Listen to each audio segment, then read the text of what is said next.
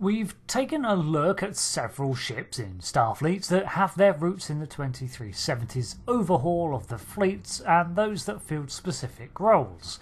But what about the one that was to fulfill all missions asked of it? Like the Galaxy class that came immediately before it, the Sovereign was designed to be able to handle anything Starfleet would encounter, and became the poster ship for the organisation, a beacon of what Starfleet stood for, and a versatile, multi-role exploration vessel, and at the time of the line's launch in the 2370s, it was the most advanced vessel put into service, remaining a staple of the fleet until at least the beginnings of the 25th century. The original design was created by John Eaves for the Star Trek First Contact film, and the original design brief was to have a more battle-orientated look to the new Enterprise, which led to the removal of the typical necks and the more swept-back nacelle pylons, along with the narrower feel to the vessel. There were even original concepts with the moving nacelles, like those seen on the Intrepid, but the general design profile was to take the oval saucer of the Galaxy class, rotate it to make the ship longer, and then add design elements from ships like the Excelsior and Constitution. In-universe, work on the Sovereign design began in 2365, while the Galaxy was still in the height of service and projects like the Nova and Intrepid were in development, and as such, it benefited from the numerous technologies being developed around that time. The aim of the Sovereign was effectively to create a successor to the Galaxy class, but spare no expense and skimp on no technology. Not that the Federation uses money, but you get the picture.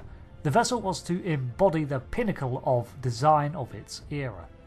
It shared numerous developments among projects, such as incorporating the bioneural gelpack technology first introduced on the Intrepid class, as well as taking into consideration the damage to subspace that warp drives could cause. Unlike the Intrepid, however, it was not altered to include variable warp geometry, and instead simply developed to create less turbulence to subspace when in high warp factors. Aerodynamics is not a thing in space, but a subspace profile is. It also contributed to the ablative armour systems that would go on to be used on the Defiant and many following ships, as well as being one of the earliest ships to include a dedicated quantum torpedo launcher, accommodating the newly derived projectile device that was also entering production that year.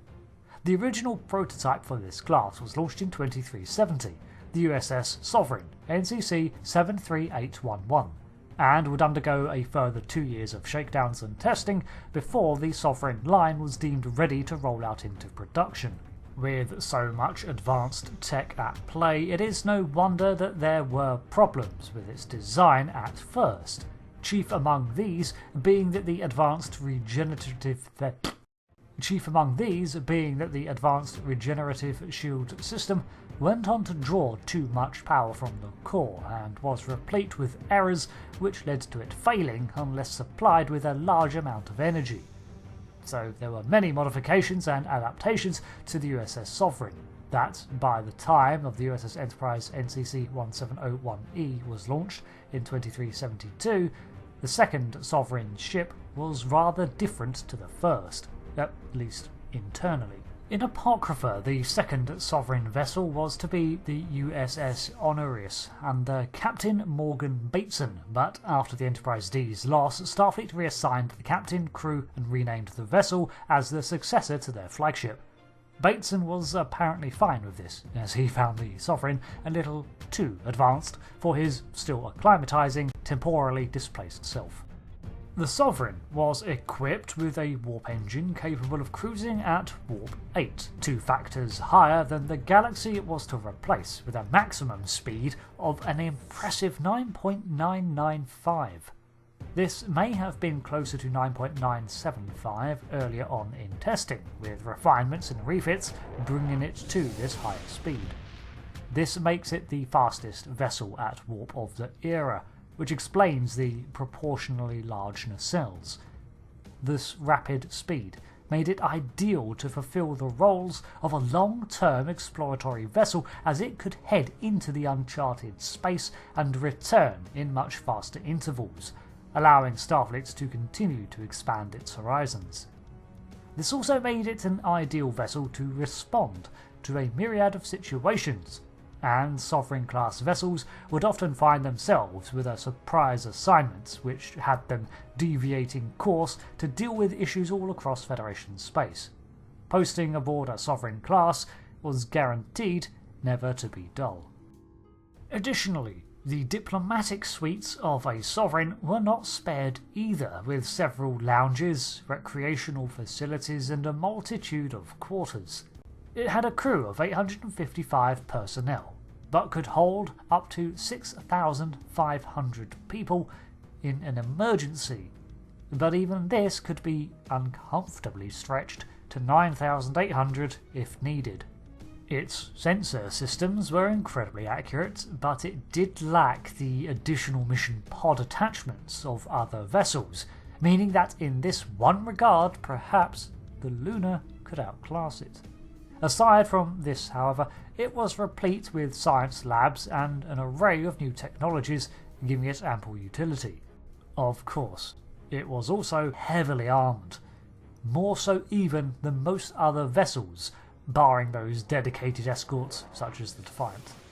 The original design of the Sovereign had it armed with 14 Type 10 phaser arrays, the mentioned single dedicated quantum torpedo launcher at the fore, accompanied by 2 more regular launchers and 3 more aft ones, for a total of 6 torpedo tubes. Then it was overhauled, and the newer refit Sovereign had 16 phaser arrays, and the number of photon torpedo tubes increased by 1 on the fore and 3 towards the rear. Yeah, the Sovereign's weapon systems were pretty much incomparable to its contemporaries, outgunning even the Defiant class, although the Defiant did have the more powerful dedicated systems, such as the pulse phase cannons. Defiant versus Sovereign. I should make a video.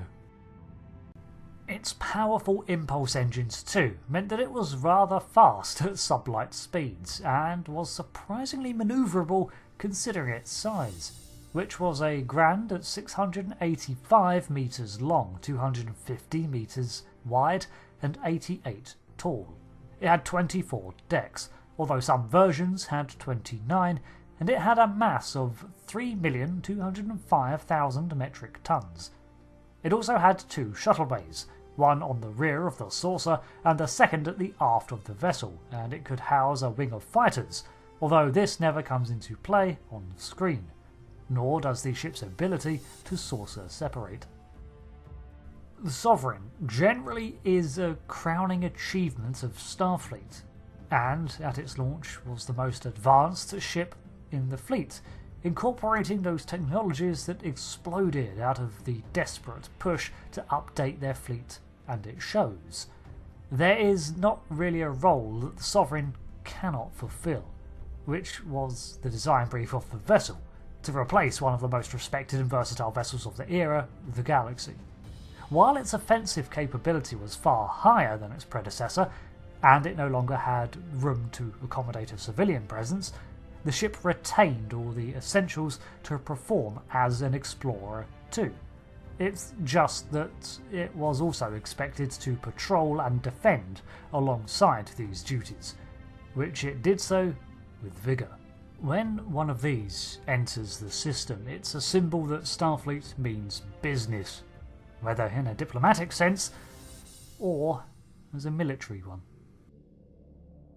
All in all, the Sovereign class was the most advanced ship of the time, and this future-proofed its technology, much as the Excelsior was for the 23rd century, seeing its use commonplace even into the year 2402 and hopefully beyond. I've been Rick, and thanks for watching this breakdown of the Sovereign class starship, and I'll see you later for another lore video. Until then, thanks again, and goodbye.